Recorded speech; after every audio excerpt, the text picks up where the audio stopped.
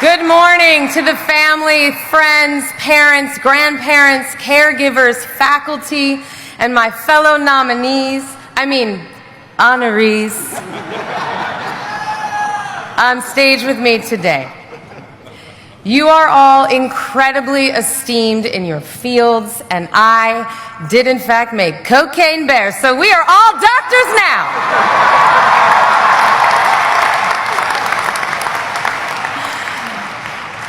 Dr. Howe, in case you missed it, we call you Light Lady, my friends and I. Light Lady over here can literally stop light like a real-life superhero. But she's Ant-Man. But it's me, Dr. Elizabeth Banks, who's been asked to address you today, presumably because I have been cast as an oversexed alcoholic multiple times. That's made me more relatable to all yous. And because fellow alum John Legend already did it, now he may be an EGOT, but I have 3 MTV Movie Awards. For all you young people, MTV stands for Music Television, so obviously they gave out awards in film. As you know, I am a proud Penn alum. College 96.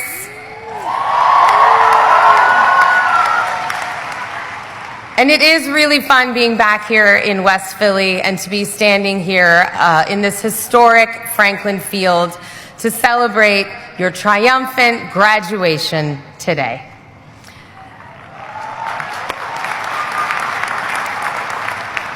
Last night I hit up the Wawa, I walked down Locust, past the dueling tampons, which I heard they might paint white, as if that was somehow less tampon-y. I also took the required photo with Penn's founder, Ben Franklin, went to Houston Hall, where back in my day I had to go to check my email because laptops and phones had not been invented yet. Now I know what you're all thinking, but Elizabeth, you look so young. Like a person who's always had email, but no.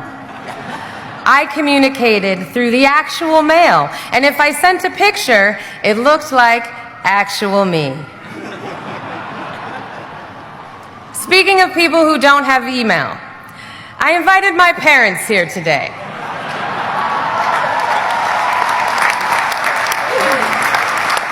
And the last time the 3 of us were in this stadium together, I was sitting where you are, very hungover in my cap and gown,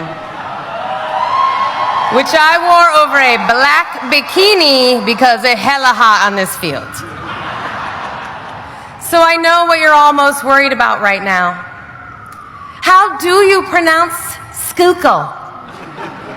Will I have to explain to strangers that I graduated from not Penn State? And what will I take away from this experience besides good friends and HPV? Well, I'm going to do my best to tell you, and like my career and our economy, this commencement speech will be a little all over the place.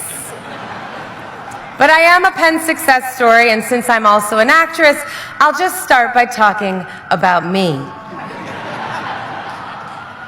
I was a voracious learner here. I was going to get every penny's worth of my tuition. I learned some Shakespeare and about bias in journalism and why marijuana legalization is good public policy. We knew this 30 years ago.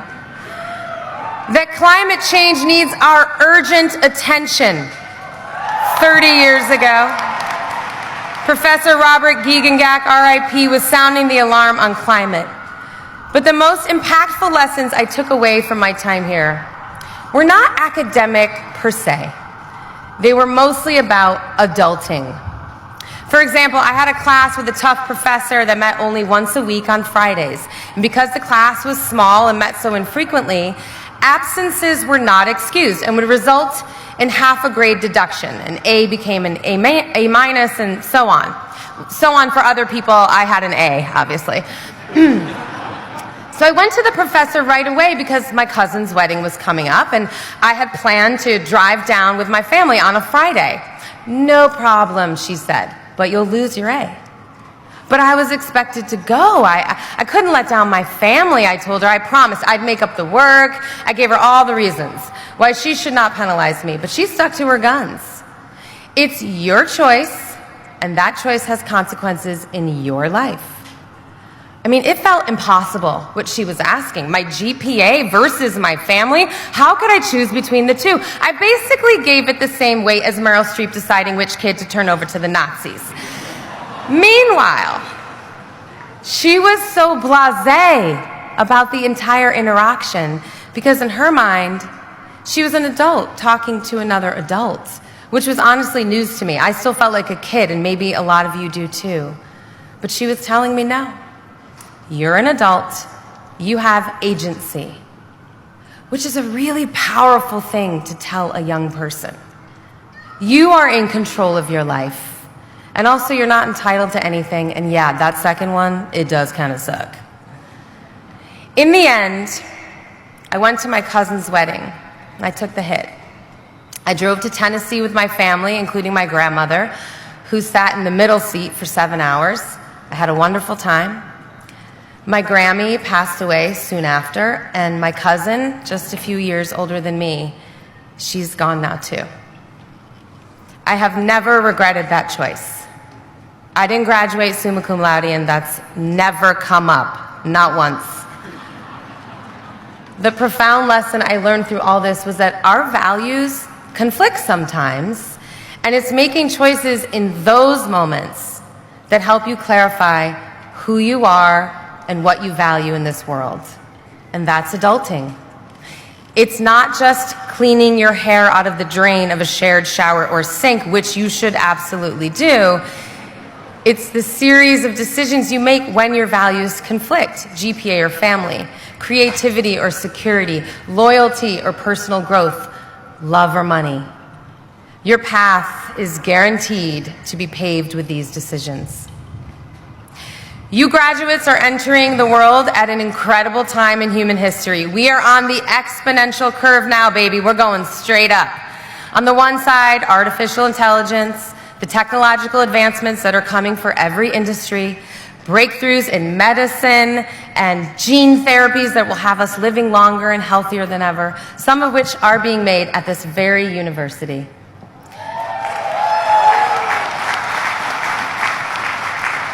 Meanwhile, on the other side, we have income inequality, climate change, and fascism straight up. So your generation must root out and continue to solve the real problem in this world. And let me tell you, it has nothing to do with the color of our skin, the ability of our bodies, the gender on our birth certificates, or what religion we practice, and everything to do with money. The real division in this country, in this world, now more than ever, it's economic. And to be clear, there's plenty of money. It's just concentrated very, very, very far away from the bank accounts of most people. And we can't solve most problems without access to some of that capital. The artist de Kooning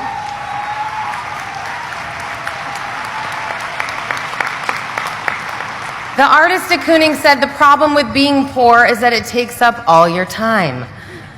I came here as a scholarship kid.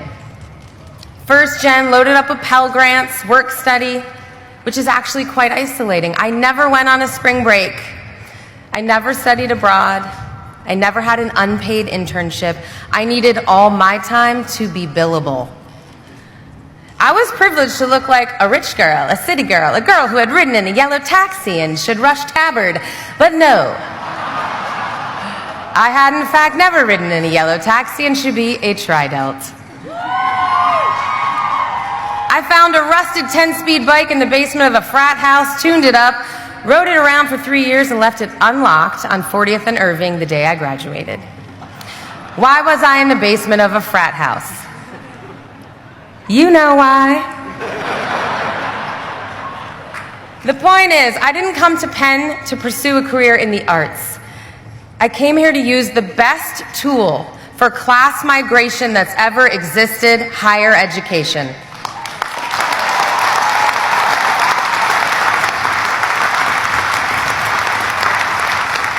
And that was it. It was a low bar. Be employable, hopefully well paid.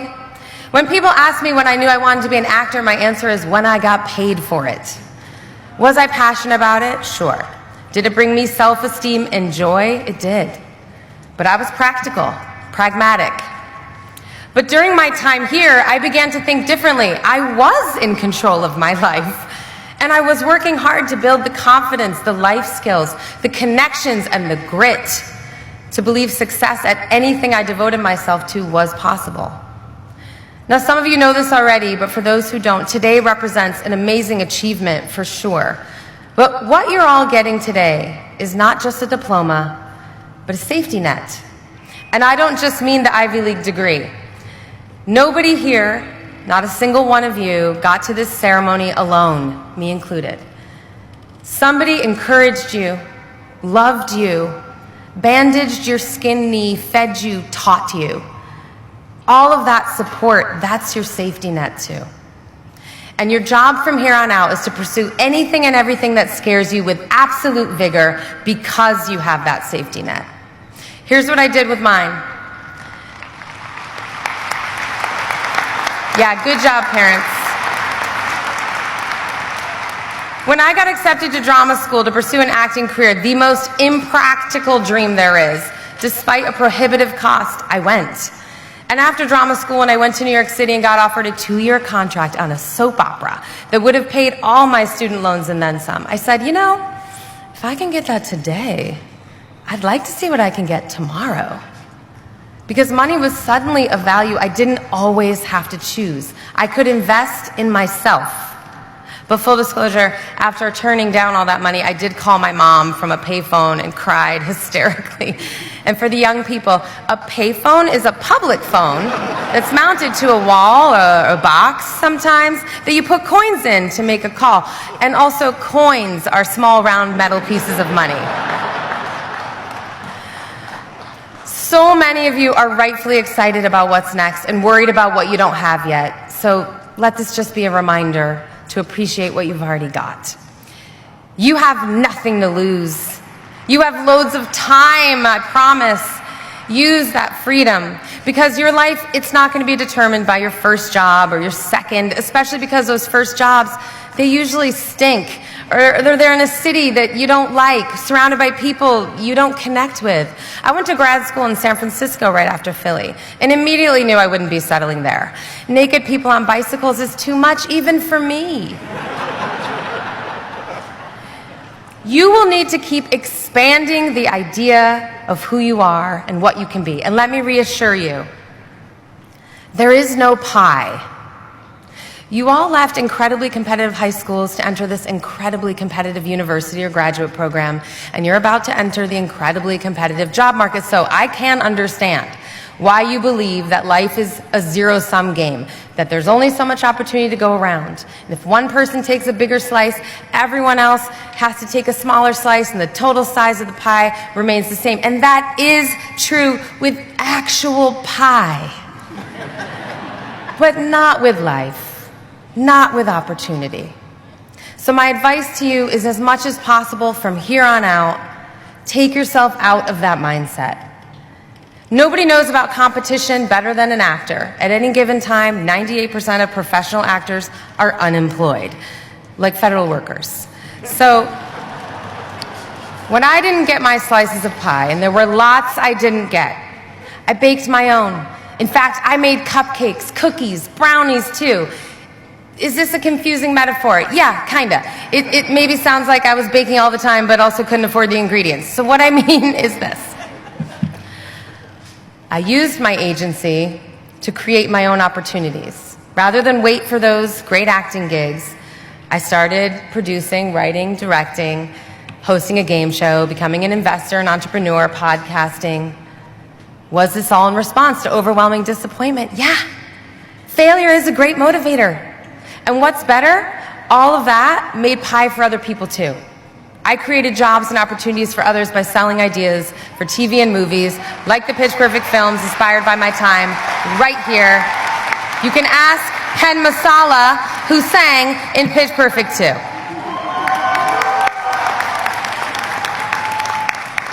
The truth is that if the pie was real, there'd never be any progress. People who didn't get their slice would do what? Accept it? Many do, and their lives stay small. Blame someone else? Ooh, that's petty. And it breeds resentment that only serves, well, no one. You're really only ever competing with yourself, with the limitations you're willing to accept, with the smallness of someone else's idea of what you're capable of. So stop competing and start beating the pie lie. If Jackie Robinson believed there was only so much baseball to go around, we wouldn't have the MLB we have today. If Billie Jean King and Lily Ledbetter had just accepted it when they were told to be happy with what they got, the notion of equal pay for equal work would not be a phrase recognized by every person in this stadium, which reminds me, there's still a lot of work to do. We need bright, conscientious, positive people with expansive minds to do it, and you are them. And I am so excited to see you fail. That's right. You will fail to get exactly what you want at some point, and that is your best opportunity to clarify what it is you really want and pivot if you have to. You've got the safety net to do it. No, but I need this thing, you'll say. But in that single-minded pursuit, you will risk ignoring all the other opportunities waving at you from the periphery. So at every perceived failure, look inward and ask yourself, what are you really after? Is it money, admiration, flexibility, credibility? Get real with yourself and figure out how to get it some other way, your path. Create, collaborate, build, join. In my industry, we like to say, rejection is protection. In time, I always came to see why I didn't get the part. I'm not Legally Blonde's Elle Woods, but I am the Hunger Games' Effie Trinket.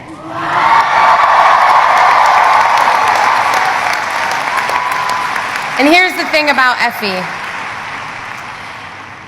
Effie was protected by a system she propped up, promoted, and collaborated with until she was overcome by empathy for Katniss and Peeta, who were unfairly treated by that same system, and she ended up in a bunker helping the revolutionaries. But that last part wasn't in the books.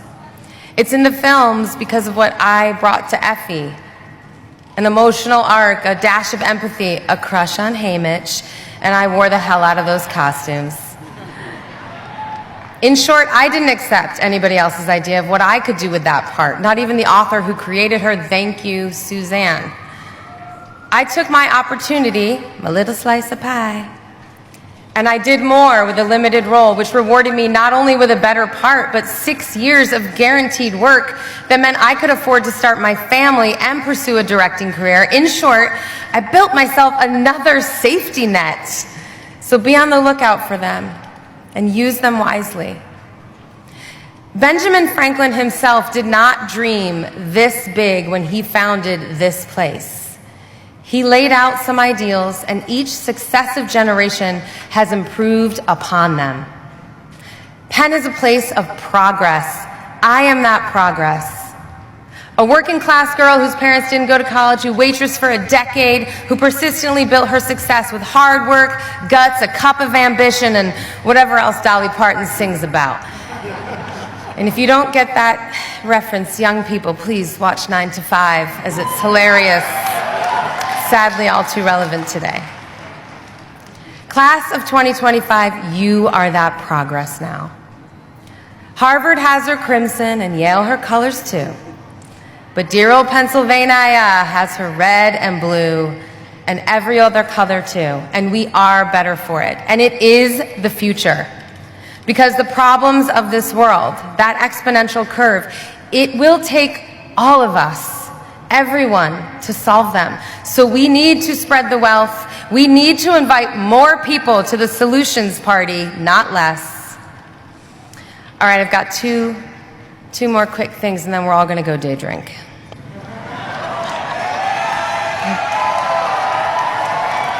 I found the love of my life at this place on 40th and Spruce on a steamy evening in 1992. I've compared every potential partner to him since, and well, he just keeps winning. He is my true safety net. And that's my relationship advice. Find the person who gives you the confidence to do it all scared. Tie those nets together, because co-creating your dream life, parenting kids, that's unfathomable with anybody who isn't going to catch you when you inevitably fall. Everything's great when everything's great. But when everything's shit, you deserve a partner holding you up, not keeping you down.